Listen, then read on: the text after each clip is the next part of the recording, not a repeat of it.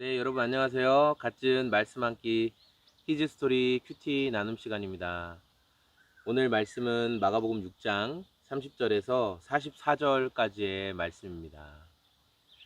오늘 말씀에 보면 이제 예수님께서 예수님의 권세를 위임해 주시고 전도 여행을 떠났던 사도들이 돌아와서 어떤 일이 있었는지 예수님께 기쁘게 보고하는 내용이 기록되어 있습니다.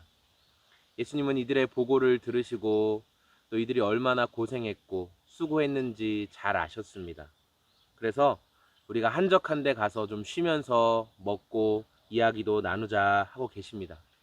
엄청나게 많은 사람들이 예수님을 그리고 제자들을 따라다녔기 때문에 그렇게 말씀하신 건데요. 배를 타고 한적한 곳으로 가시려고 하니까 그때도 또 많은 사람들이 예수님을 따르는 것을 볼 수 있습니다. 예수님은 그렇게 큰 무리가 당신을 따르는 것을 보시고 목자 없는 양처럼 이들을 불쌍히 여기셨습니다. 그래서 제자들이 예수님 이제 그만 좀 가르치시고 저들에게 말씀을 그만 전하시고 날도 어두워지고 했으니 이제 돌려보내시죠. 돌려보내서 각자 먹을 것을 먹게 하시죠 라고 말씀을 드렸습니다. 그때 예수님께서 너희가 먹을 것을 주어야 된다 라고 말씀하세요. 저희가 무슨 수로 먹을 것을 줍니까? 너희가 주어라 말씀하시죠. 그리고 너희에게 있는 떡이나 음식이 뭐가 있는지 알아봐라. 그래서 떡 5개, 물고기 2마리가 있다는 것을 알게 되고 이것을 가지고 예수님께서 감사하신 뒤에 나누어 주세요. 사도들의 손을 통해 나누어 주시고 그래서 많은 사람들이 먹고 12바구니에 차게 되었고 그래서 이때 이 오병이어의 기적을 경험하게 되는 것이죠. 저는 오늘 말씀을 보면서 먼저는 예수님과 사도들의 삶에 대해서 좀 생각을 해보게 됐어요. 예수님과 사도들의 삶이 어떤 삶이었을까?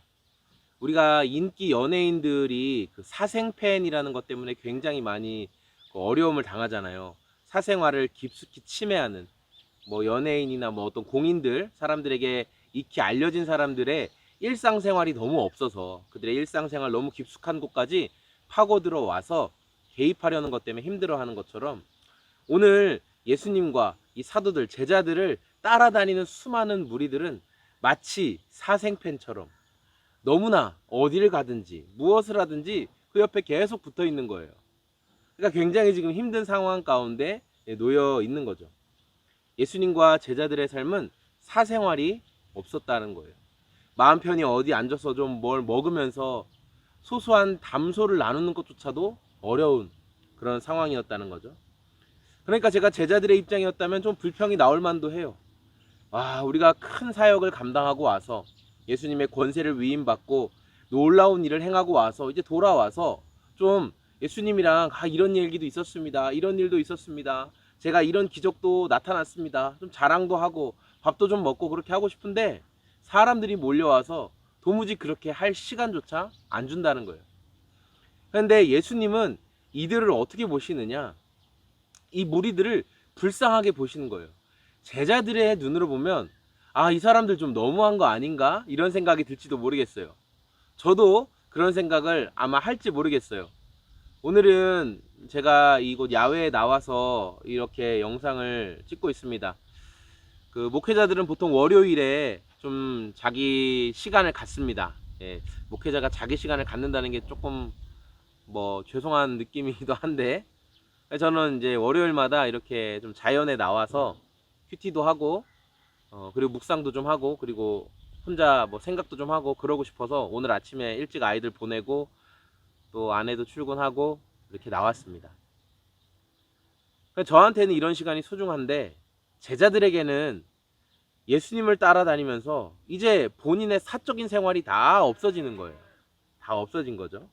자, 이제 그런 상황 가운데 제자들은 따라오는 무리들을 향한 약간 불편한 마음이 있었을지 모르겠지만 예수님은 34절에 큰 무리를 보시고 목자 없는 양 같음으로 불쌍히 여기셨다 그렇게 얘기하는 거예요. 불쌍한 거예요. 이스라엘 백성이 신구약 중간기 400년간 침례 요한이 와서 이게 침례를 선포하고 회개를 선포하고 하나님 나라를 선포하고 했어도 여전히 빛 가운데 있지 못하는 그들을 보면서 불쌍한 마음이 들었다는 거죠. 그래서 예수님이 불쌍한 마음, 긍휼한 마음을 가지고 예수님은 이 영혼들을 돌봐주시고 이들을 세워주시는 데 애썼어요. 근데 제자들은 사도들은 큰 기적을 자기 손으로 행하는 것을 경험했음에도 불구하고 35절에 말하는 것처럼 사도들이 예수께 나와서 말하되 이곳은 빈들이요 날도 저물어 갑니다. 그래서 저들을 보내서 사 먹게 해야 됩니다. 그렇게 말씀을 하는 거죠. 그러니까 저는 이 말에 선행하는 게 사도들의 이런 마음이 있었을 것 같아요. 예수님 사실 우리랑 같이 개인적으로 좀 시간 보내자고 하신 거잖아요. 근데 또 저렇게 많은 무리들이 다가오니까 저들에게 집중하시고 저 영혼들에게 집중하시고 저들에게 가르치시고 하시는 거 예수님 우리한테도 좀 시간 좀 써주세요. 이런 마음들이 있지 않았을까를 묵상하게 됐어요. 우리 안에도 제 안에도 이런 자기 합리화가 있을 수 있지 않겠습니까? 예수님을 위해 많은 일을 했습니다. 큰 일을 했어요. 큰 사역들을 감당했어요. 그러고 이제는 쉬어도 되지 않을까? 이제는 좀 뭔가 안 해도 되지 않을까? 영적인 많은 탈진을 경험하는 지체들이 있죠. 또 물론 좀 코로나로 인해서 제가 볼 때는 코로나로 인해서 좀 많이 쉼의 시간을 여러분 가졌을 것 같아요. 근데 제가 청년 시기에 교회 안에서 했던 사역들을 생각해도 굉장히 청년 리더들이 많이 지치거든요. 영적으로 탈진하고 막 3가지, 4가지 다 멀티플레이어예요. 감사가 없고 감격이 없는 상태에서 그 일들을 하다 보면 그리고 또 너무 과중한 것을 하다 보니까 소진될 때가 참 많아요. 제자들의 마음도 그렇지 않았을까.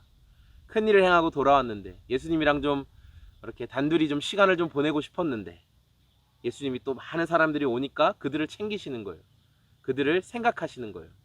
그런 데서 찾아오는 마음의 어려움. 그러나 여러분 예수님의 그 집중하시고 예수님이 기뻐하시고 예수님이 우선순위로 생각하시는 것이 무엇인가? 영혼들이죠. 영혼들. 목자 없는 양처럼 참 구원자를 만나지 못해서 방황하는 그들을 바라보시는 게 예수님의 마음이잖아요. 그래서 사도들이 그랬던 것처럼 그리고 우리들도 예수님이 영혼을 바라보시고 사랑하시는 그 마음을 오늘을 살아가는 우리들도 잊지 않고 품어야겠다라는 것을 좀 오늘 마음 가운데 묵상하게 되었고요. 우리가 주님을 따르다 보면 때로 사생활이 없는 것처럼 느껴질 때가 있죠. 나의 소유와 나의 것을 포기해야 될 때가 있습니다. 그럼에도 불구하고 기뻐하고 또 주님이 주시는 그 충만함들, 기적을 베풀어 본 자들은 그 은혜를 알잖아요. 그래서 그 은혜에 감격해서 오늘도 하루를 살아가시기를 소망합니다. 여러분 감사합니다.